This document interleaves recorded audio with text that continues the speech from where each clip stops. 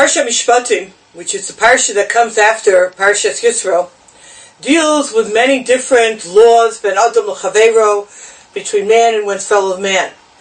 In fact, as Marosh Tarim points out, on the pasuk va'oz melech mishpat ahev atako nanta meisharim mishpat ustaka b'Yaakov atasita, pasuk in Tehillim Tzadik Tet, that HaKadosh Baruch Hu, the Medrash says that although Hashem has oz v'gvura biyado, even though He has strength in His hand, He specifically loves midat hamishpat.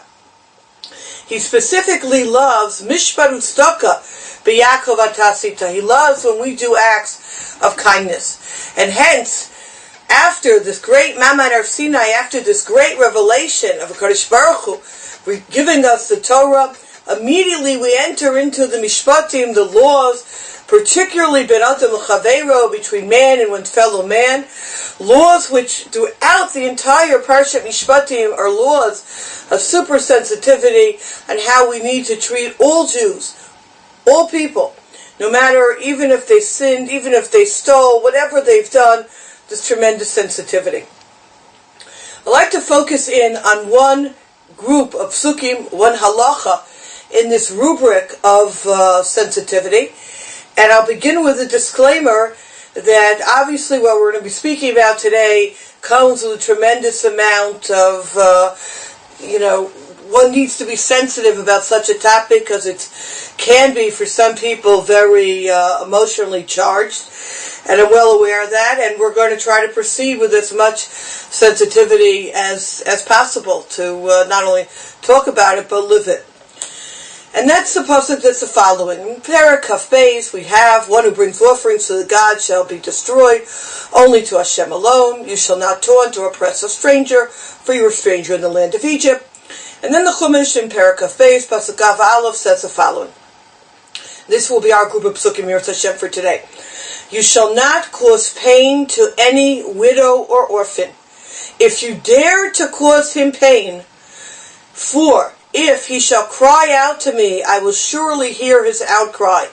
My wrath shall blaze, and I shall kill you by the sword, and your wives will be widows, and your children's orphans. And as the Article Stone Chumash in source 2, quoting Rashi, notes, if you dare to cause him pain, Rashi explains that the verse does not say explicitly what will happen to the person who does so. Rather, the Torah implies by this explanation that anyone who dares cause a widow or orphan to suffer should expect severe retaliation from the father of orphans and judges of widows. Now, I'd like to raise two specific questions within these group of psukim. Try to answer them on two distinct levels, obviously with the mindset of what we can gain for our lives, and then to be able at the end to flip this whole thing around and be able to see it from a totally different perspective, which is the beauty of learning. Question number one is a question that Traga asked.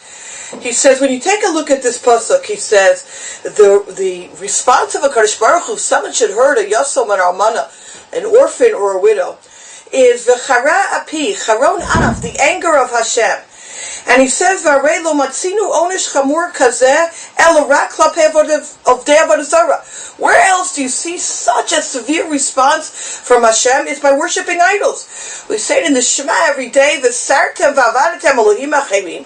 If you go astray and you worship other gods, v'yishtachavitem lahem, and you bow down to them, v'charav Hashem b'chem, Hashem will get angry at you, right? Tzarta shemaim lo yamatar, and all the punishments that ensue.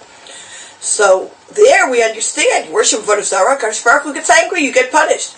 Why do we have mamish the same punishment, or the same reaction, so to speak, of v'chara, the anger of Hashem being kindled in this particular case, which you don't really see in many other places? And he brings down the Rambam, Mor Nevuchim deals with this. It's a question that has to be dealt with.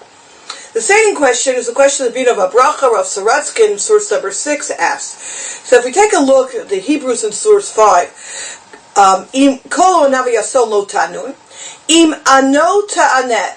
double language, if you will oppress them.